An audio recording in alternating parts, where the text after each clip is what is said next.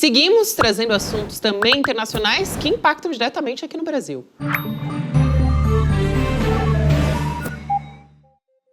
Bom, no Radar ICL, o meu destaque de hoje, Gabi, Chico e todas e todos que nos acompanham, as repercussões do caso Fernando Cerimedo, o argentino acusado de mandar matar a companheira na Bolívia. Hoje a gente tem factual, a gente tem notícia, atualização de hoje. Olha só, 2 presos, né, foram à frente do juiz para trazer mais informações sobre a tentativa de assassinato. A gente vê aí na tela, foi uma mulher e um homem ligados ao caso. A mulher seria a esposa de um dos sicários contratados para a execução, né? E a gente tem aí uma outra tela com detalhes dessa matéria do jornal Clarim, porque os argentinos estão cobrindo muito de perto esse caso, né? E nesta segunda página que está aí na tela, o Clarim traz mais detalhes. Então, prestaram esclarecimentos ao juiz o homem que teria fornecido uma das armas, né? E a esposa de um dos sicários. Aí na tela você vê a vítima, a Nadia Beller, que sobreviveu ao ataque. A gente teve também uma outra manchete importante do jornal Página 12 da Argentina, que diz o seguinte: a Nadia Beller denunciou uma visita suspeita de um homem que usava um casaco amarelo e chegou a entrar no quarto dela no hospital. Chico, é muito grave. Ela entendeu esta visita, entre aspas, como uma espécie de aviso do esquema do Cerimedo de que ela sobreviveu, mas ainda corre riscos. E nós vamos analisar melhor esse caso com o nosso convidado a partir de agora, não é isso, Gabi? É isso mesmo, Rodrigo. O Chamorro está chegando, a Mauri Chamorro, chegando para conversar com a gente. Mauri, um prazer te receber mais uma vez. Bem-vindo aqui. Bem-vindo. Obrigado, para mim é sempre uma honra estar aqui. Sempre uma honra te receber também. Muito rapidamente, para complementar isso que o Rodrigo trouxe agora, né, informações muito importantes, dobramentos do caso do Fernando Cerimedo e da Nadia Beller, no caso a vítima, né? Tem essa rede internacional da extrema-direita, isso tem preocupado muito o nosso governo aqui, o governo brasileiro. A principal preocupação é uma ofensiva de desinformação. Então, a avaliação é de que essa pode ser uma das principais armas da ingerência externa nas nossas eleições. Aí tem os ataques do Donald Trump e também unindo a isso esse caso recente do Fernando Cerimedo, que no passado, né, já atuou também para descredibilizar as nossas urnas eletrônicas, Chamorro. Então, tem esses trabalhos recentes do Fernando Cerimedo, em Honduras, enfim, outros governos também, e a preocupação do que ele pode continuar desempenhando. Não, só para completar muito rapidinho, que a polícia boliviana encontrou numa casa que pertencia ao Fernando Cerimedo, uma fazenda, como eles chamam, para operar os robôs, né, que seriam usados aí para o ataque, talvez, na eleição brasileira, só como um elemento. Tem até imagem desses celulares todos, que a gente desde 2018 vê que a extrema-direita usa para esse ataque sistemático aí na eleição. E para complementar também, para passar para você, Chamorro, o governo brasileiro está muito preocupado com a figura do Eduardo Bolsonaro, né, que tem um contato com todos esses atores da extrema-direita internacional. Enfim, o alto escalão do governo está muito atento a isso, a conexão desses atores e o papel que eles podem ter aqui na ingerência contra as nossas eleições, né? Bom, é um medo que é real e tem que ter uma preocupação mesmo, só que isso acontece desde que existem as redes sociais. Não é uma novidade. O Brasil, a Colômbia, a Venezuela, a Argentina, Chile, todos os países, de alguma maneira, têm sido manipulados, digamos, ou a tentativa de manipulação da população através das redes sociais. É um esquema que envolve, obviamente, muito dinheiro. Me surpreendem os valores que estão falando, que ele estava cobrando por mês. Havia uma informação que era $800 mil mensais. Isso é muito caro, inclusive, porque ele oferece. Mas a existência de bots de fazenda é um esquema que normalmente funciona fora do país onde ele vai operar, né, por uma questão de segurança, principalmente se você vai fazer uma eleição contra um presidente da República, né, no caso você é de direita, então você precisa estar num país que a polícia e o governo, o Estado, de alguma maneira te protejam, te blindem para que você possa operar. Eu tenho informação, inclusive, na eleição 2022 do presidente Lula, havia um centro de operação, sim, do bolsonarismo, que se conectava, passava pela Colômbia, inclusive. A Colômbia, durante um tempo, foi um lugar, uma base de operação da direita latino-americana, que influenciou diversas campanhas. Eu que trabalhei também em diversos países, era muito comum, inclusive aqui no Brasil, também campanha presidencial, da gente saber ter esse tipo de informação e enfrentar esse processo de fazendas. O que é isso, né? São milhares de celulares conectados, cada um com chip, e agora com inteligência artificial fica muito mais fácil, onde você dá uma vida àquelas contas. Então, cada telefone tem um número de celular que você gera contas para Instagram, para TikTok, para Twitter, até para WhatsApp, e você faz com que ele opere e funcione como se fosse uma pessoa normal. Você pode fazer em qualquer idioma, faz em espanhol, faz em português, faz em italiano, em inglês, o que você quiser, e você dá uma vida a essas contas e você consegue operar. Então, você vai ter uma massa de supostas contas de pessoas reais, que na verdade são os famosos bots, que acabam fazendo 3 coisas. Primeiro, atacando um candidato, né? Eu quero atacar o presidente Lula e eu vou atacá-lo. Segundo, eu vou defender o meu candidato, eu vou defender o Flávio Bolsonaro, ou de alguma maneira eu quero espalhar informação falsa, que é diferente, né? Uma outra tipo de operação. Eu posso ganhar likes, eu preciso ganhar audiência, eu preciso ganhar também a questão do algoritmo, né? Ou seja, eu preciso ter muita conta interagindo comigo muito rapidamente para que eu tenha mais alcance. Então você utiliza esse tipo de fazenda para muitas ações que não é só espalhar o fake news, né? Mas é uma realidade, que isso no mundo inteiro a gente enfrenta isso. Na Espanha também, campanha que eu tive na Espanha, a gente teve que enfrentar esse tipo de fazenda, e é interessante porque é um mercado pequeno, e as pessoas se conhecem. Então, já vi fornecedores, gente batendo na porta, fala, viu, eu trabalho para... Naquele outro país eu trabalhava para o candidato contrário, então, o que a gente faz é isso. E se oferecem, né? Mas obviamente é um serviço, além de ser muito caro, obviamente é ilegal, e isso afeta sensivelmente, e essa é uma das barreiras que a esquerda tem de disputar a eleição, porque a esquerda, de maneira geral, não está disposta a fazer esse tipo de coisa, né? É difícil encontrar alguma candidatura de esquerda que tope ter uma fazenda para poder avançar na disputa eleitoral, né? Isso é uma característica muito, muito clara da direita. Ô, Amaury, mas você acha que a esquerda deveria usar também, ou eticamente você acha que é algo que não deve estar no horizonte da esquerda mesmo, né? Chico, eu trabalho com campanha eleitoral desde que inventaram a rede social.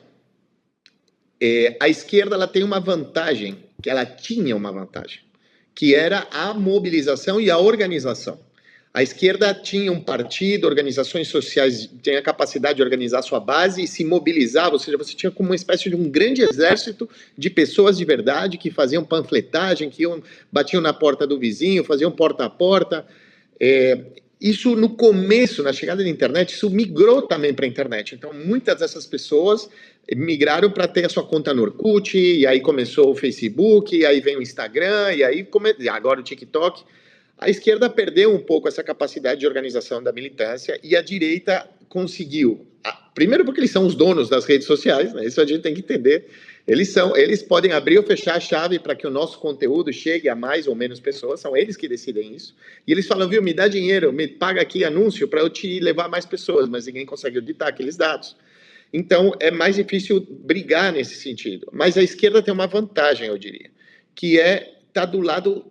É difícil, porque eu não sou muito militante, mas a esquerda está do lado certo da história. Sim. Ou seja, nós normalmente temos que trabalhar na defesa da verdade e da promoção de uma disputa, de uma visão de mundo que pode ser compartilhada por muitas pessoas. A direita, ela precisa sustentar a sua campanha e a sua narrativa com base no fake news, com base em bots, para você gerar uma sensação de medo, pânico, para você conseguir desestabilizar um processo para ter voto. A esquerda não pode, né, porque não é do seu ethos, não é da sua essência utilizar isso, mas aí está o desafio. Então, como é que a gente se reorganiza, como é que a gente chega a mais pessoas, né?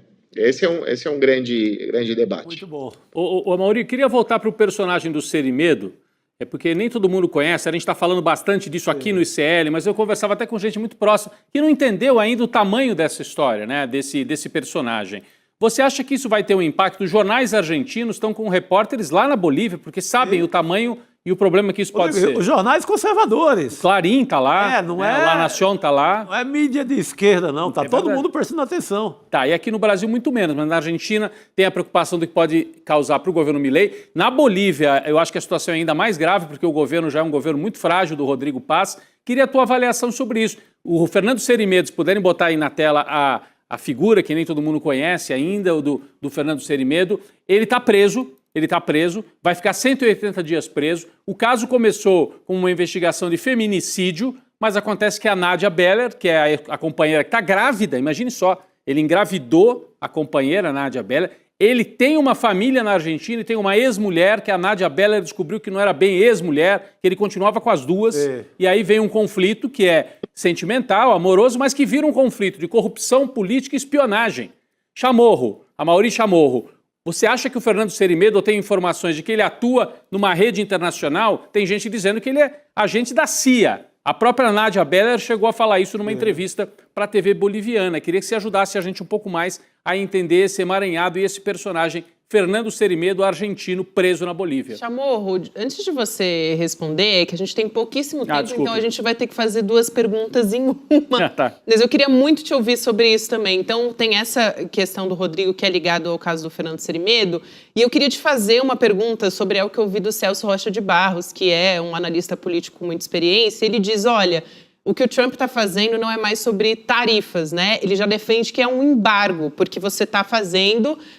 o que você está fazendo é prejudicar um país, né? Que no caso é o Brasil, com objetivos políticos. No caso, um objetivo eleitoral aí de colocar um candidato da extrema-direita no poder. Eu queria saber se você concorda, mas passando para você, eu sei que o tempo é curto aqui.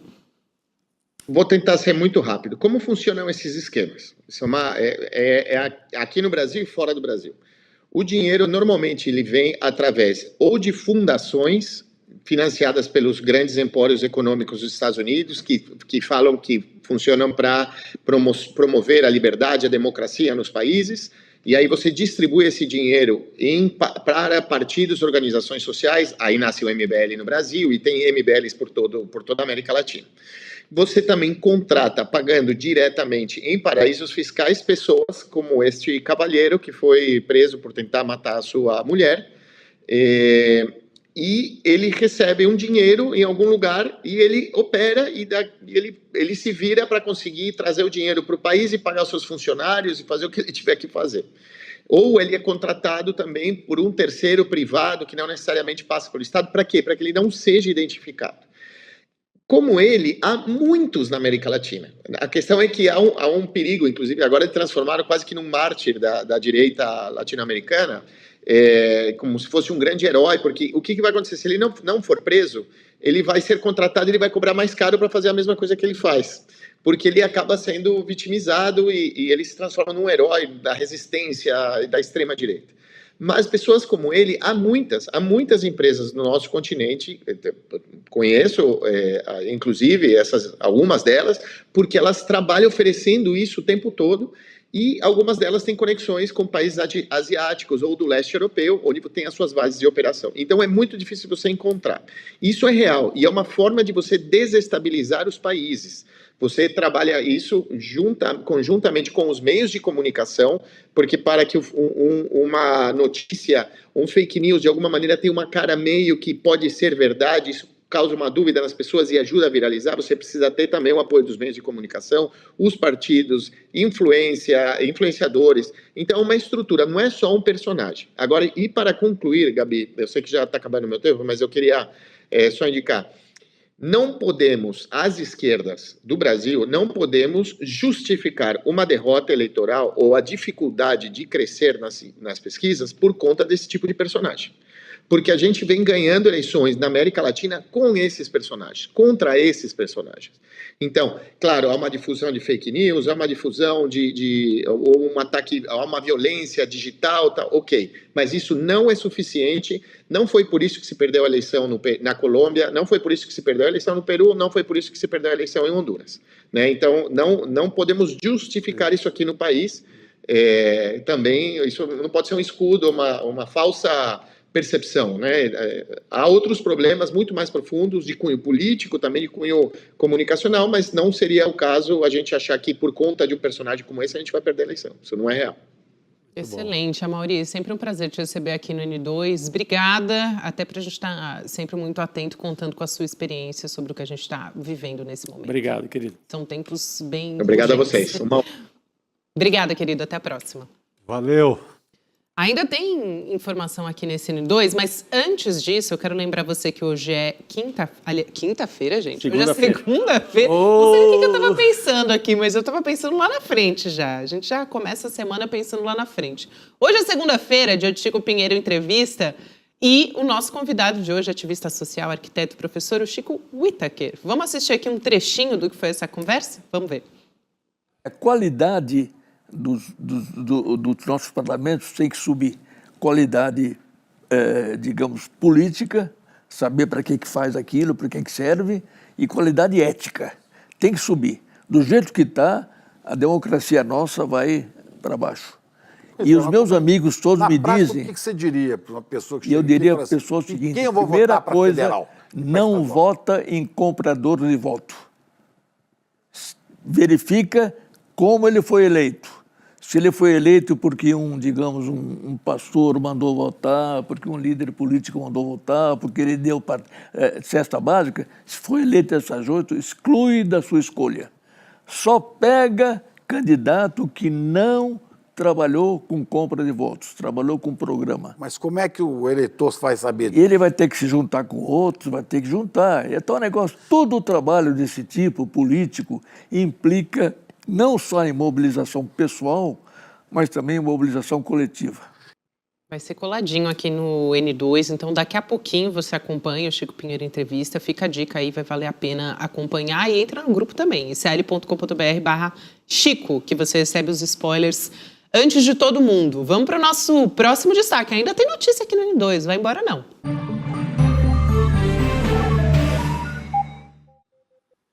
Negócio é o seguinte, o governador de São Paulo, Tarcísio de Freitas, vive por aí alardeando que é bom de conta. Não é bem o que ele alardeia. Veja só essa manchete da Folha, é uma reportagem da Adriana Fernandes e do Guilherme Pimenta. A gente tem que elogiar quando deve elogiar. Eles trazem essa excelente matéria que é Tarcísio encerra mandato com piora gradativa nas contas, aponta investimentos maior em PPPs. Aí é só a desculpa do Tarcísio dizendo que o dinheiro está indo para essas parcerias públicas-privadas. Mas olha, desde 95 o Estado de São Paulo não vive essa calamidade nas suas contas. Olha aí o Tarcísio ensinando o mundo político a fazer conta, dizendo que ele é o bonzão na matemática. Não foi isso que ele conseguiu na prática, na gestão dele. Desde Luiz Antônio Fleury, aquele que ganha o governo das mãos do Quércia, ou seja, do final de 94, que foi uma herança maldita que o Alckmin pegou, que as contas de São Paulo não entram no negativo como agora. A gente tem 12,2 bilhões em déficit, pela primeira vez desde 94, 95. Então, não é pouca coisa. É esse o homem da matemática, o homem das contas do Estado de São Paulo. Pelo visto, não está dando certo. Fleury, que você citou, que estava ali durante o massacre do Carandiru. Né? Fleury do Carandiru. Fleury que fez que pega o Banespa e quebra o Banespa. Então, desde essa quebradeira do Fleury, que não se tem nada parecido. Quem ganhar a eleição, seja ele mesmo ou o Haddad, vai herdar igual o Alckmin herdou do Fleury. Então é bom começar a acabar com esse mito que o cara é bom de conta. Oi gente, eu sou a Sara Miranda do Folha TV. Eu tô aqui para agradecer sua presença no nosso canal e pedir para você continuar apoiando o nosso jornalismo progressista independente que precisa muito da sua ajuda. A primeira coisa, se você não está inscrito no nosso canal, já faz isso agora e receba as notificações das nossas lives. Além disso, você pode acompanhar toda a nossa programação durante a semana. Também tem outras formas de você continuar nos apoiando financeiramente. Uma delas é pelo Pix, folhademocrata@gmail.com. Também temos o apoia-se/Folha TV, onde você faz contribuições mensais e recorrentes e nos ajuda muito. Além disso, você pode se tornar membro do nosso canal. Clica lá no YouTube em tornar-se membro, veja qual é o pacote que melhor cabe no seu bolso e fique mais pertinho da gente, inclusive em grupo de WhatsApp com toda a nossa equipe com quem você pode interagir. Apoiar um canal progressista também é uma forma de militância. Então fica aqui com a gente, apoia o Folha TV, eu te vejo nas próximas lives. Beijo, até mais!